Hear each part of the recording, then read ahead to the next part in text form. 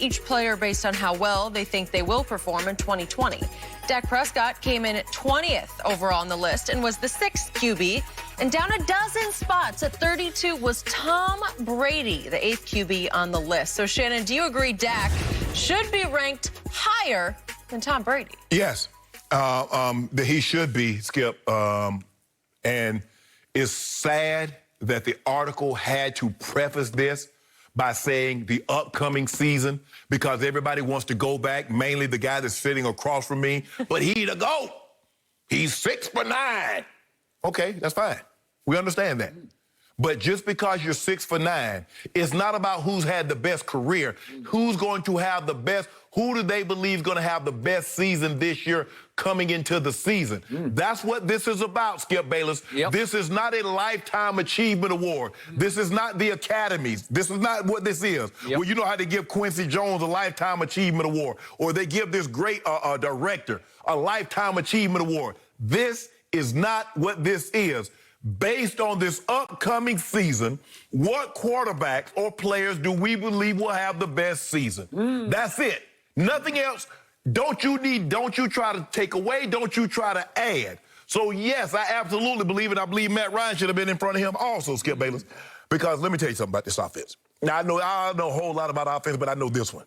This is the West Coast system. And here are some guys that have played well, I think. You might know it.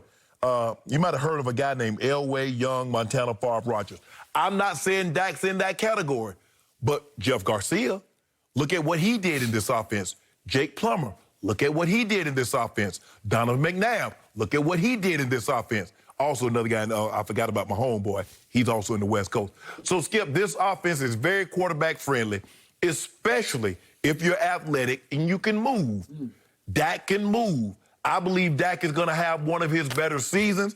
Jerry's going to have to pay that man $40 million, and you about to be sick. So to make a long story short, Dak Prescott should be ranked higher than Tom Brady based on what they believe going to happen in 2020. Interesting. So help me out with this. I'm just looking at Fox Bet odds to win the Super Bowl, and I don't know how, but the Tampa Bay Buccaneers, the Succaneers, the team that went 7-9 last year, they're all the way up at 5th best odds at 14-1. Are they better? They're ahead of Dak. They're ahead of Dak. So who got the best MVP odds? Who's the? Who got the best MVP odds? I'm not finished. Okay, who's the quarterback for the Bucs? You know what? Maybe I missed this. Maybe Blaine Gabbert is going to win that starting job, and they're saying, boy, we like Blaine if they Gabbert gave him a fair shake. We like that washed-up, broken-down Tom Brady. Hold on.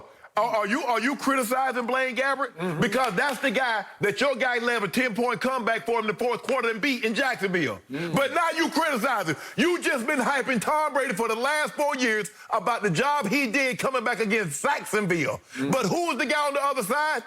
Blaine, B-L-A-M-E, Blaine Gabbert. I think you're mixing him up with the other guy. No, that's okay. That's your guy. Yeah, this is Blaine Gabbert. Blaine. Okay. I want everybody out there to understand that this man just tried to make a case that my guy, Dak Prescott, I love Dak Prescott. I can't tell. Is ranked 12 slots above Tom Brady, the GOAT, 12 spots above him, 20th to 32nd. And this man across from me, the Hall of Famer Shannon Sharp, over the last 13 games last year, gave my man Dak Prescott F grades for his performance. Grade hard. Well, you grade so hard that, I don't know, Tom Brady must have flunked, what would that have been last year, 19th grade, because he flunked it. He flunked against the Dolphins and the Titans. He flunked them. Did he? Flunked them. So I want to remind everybody that Thomas Edward Patrick Brady Jr., in the final regular season game that he ever played in Foxborough, he had another long game-winning drive of 60 yards, cashed it, put his team up 4 points, not 3, put his team up 4 points, and all of a sudden the 2 seed in the AFC is in the palms of Bill Belichick's hands. And he allowed an 80-yard drive to Ryan Fitzpatrick, Fitzmagic, in 13 plays, to win the game at the buzzer, a 5-yard pass to Gesicki that cost them a week off.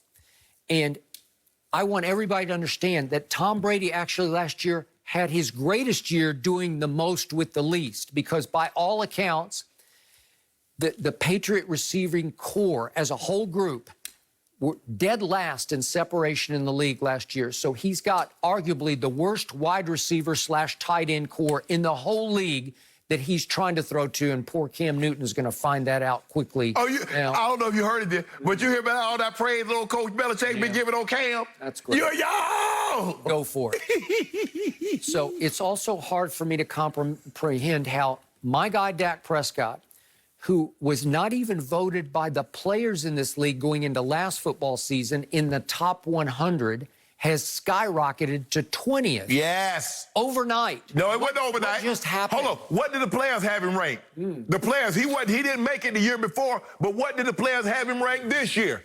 Okay, then. Yep. So my theory on this is that suddenly Dak Prescott has been made into a sympathetic figure by Jerry Jones because contract impasse.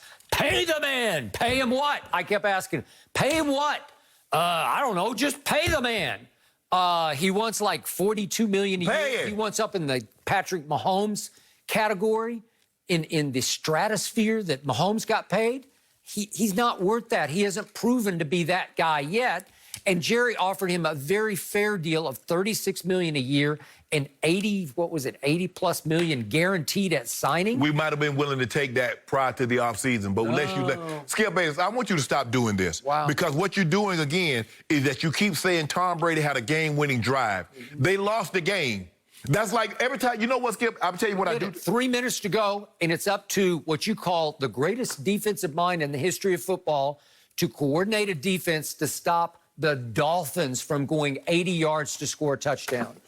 Skip, every day, a couple times a week, I go in there and buy a lottery ticket. And I say, just the winning lottery ticket. I have yet to win. You can't say Tom Brady had a game-winning drive if they don't win the game. So Tom Brady did not have a game-winning drive against the Miami Dolphins. He lost. Should it have been validated by the New England defense? No. Yes. No. Yes. Hold on. First of all, Coach Belichick says the last 2 times Tom Brady played in that stadium, in Gillette Stadium, do you know he gave the other team 6 points? He did that. He did that. It should have been 3 times. So help me out. Was he throwing to Amari Cooper? Oh, no. Did he have even Michael Gallup? No.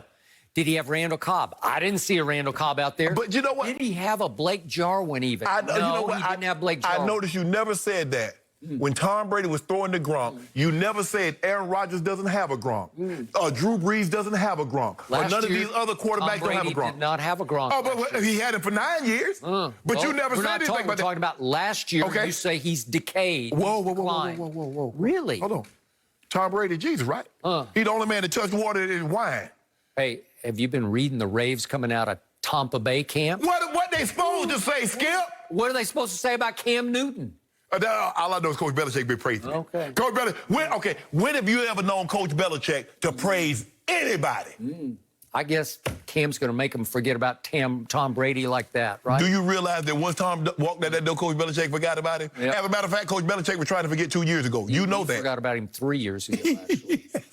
So in the end, this is also what I call CD syndrome, because the drafting of CeeDee Lamb was such an explosion, and I first guessed it, I called it, I told you he was the best wide receiver by far in the draft. Right. That all of a sudden, everybody's leaping to the conclusion, wait a second, they got kind of a new number one, like a co-number one.